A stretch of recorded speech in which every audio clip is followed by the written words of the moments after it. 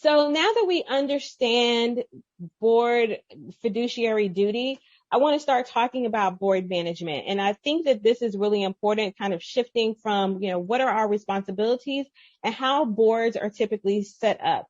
So I'm going to talk about two types of boards. You are going to probably see various different types of boards if you work in this area quite often. They're usually a hybrid of what we're going to talk about, the working board and the management board. But I'm focusing on these two types because these are most often what you're going to run into. So the working board usually exists when there is no paid staff and there are volunteers that are doing the heavy lifting when it comes to the organizations, the day-to-day operations, volunteering, and making the programs happen. So typically with a working board, you are going to see smaller organizations. They are usually working really hard on behalf of the organization, usually not trained, don't really know too much about the organization, usually founder-led most of the time. But sometimes you'll see this with PTOs, you'll see this with civics, clubs, those kinds of things, you'll see this working board. These people are probably working almost like a second job. When I used to work on working boards, and I have stopped, but of course I did PTO. I've done a couple of other organizations which were volunteer-based boards where you really work hard and you really put in a lot of time. And this causes burnout. It causes people to be tired. It causes people to not have a lot of participation because it's so much work and you're having trouble to get boards. It also causes stagnation because you put in so much time. There's no relief that people don't want to put that kind of time in when serving on the board. They want to help, but they don't really want to put a lot of time in. So it creates a real problem over time when you're talking about a working board, just having these volunteers and these individuals who are doing all the work. Again, it's usually a smaller organization, less than $500,000 in annual revenue. Again, not always, but a lot of times you see this PTOs, booster clubs, small churches, HOAs. This happens to be people that have usually a lot of lack of NPO experience, nonprofit experience. There's a lack of oversight because people don't know, because they're inexperienced, they don't understand what kind of oversight is necessary. And again, it's usually founder-led or controlled by a group of single individuals. Sometimes you don't have, these changes that are going on. You may have a long, stagnant group of people that have been there for a long time. That's something that can be concerning, but happens quite often with working boards. So the management board is a more traditional board structure where you have the board of directors and then you have paid staff that operate the organization.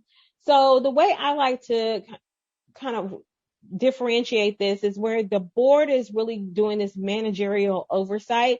They don't really are putting in the hours that you do in a working board where you're doing all of the things. This is something that you go to a meeting, you have conversation, you look at the financials, you ask questions, you give direction, and the staff, the paid staff, goes and performs and does what's necessary.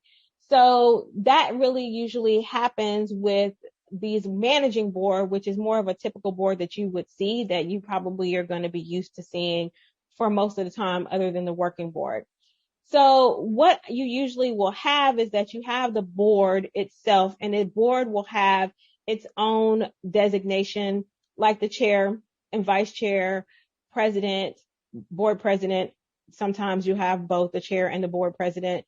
Just kind of depends on what they are looking for. You'll have the treasurer, secretary, and then you have the CEO, the executive director, who may or may not be a part of the board. They may be an ex officio or person on the board, or they may be a voting member on the board.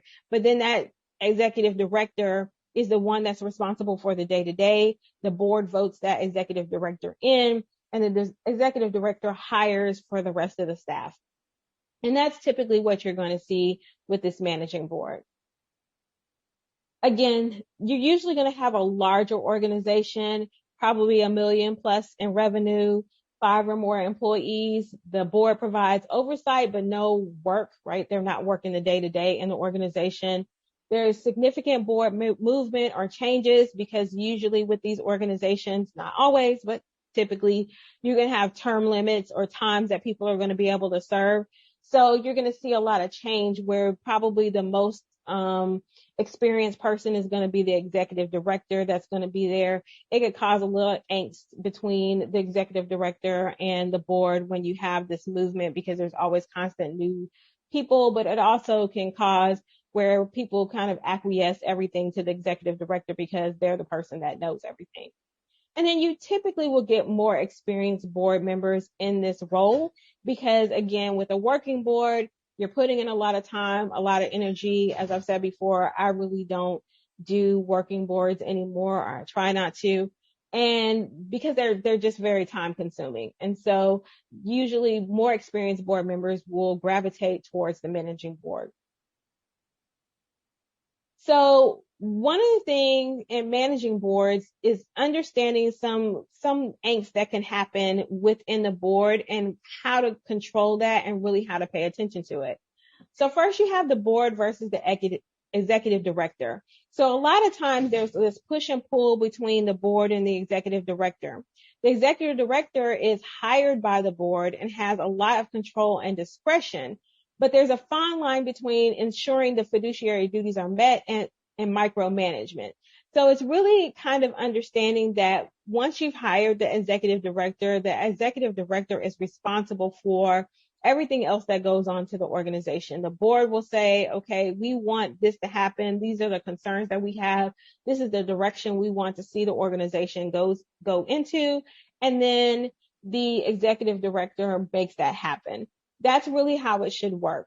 Sometimes if you have a weak executive director or someone that the board doesn't really trust, the board may start micromanaging, wanting to talk to the staff, wanting to talk to the volunteers, those kinds of things. In and of itself, it doesn't seem bad, but sometimes it can get to be problematic.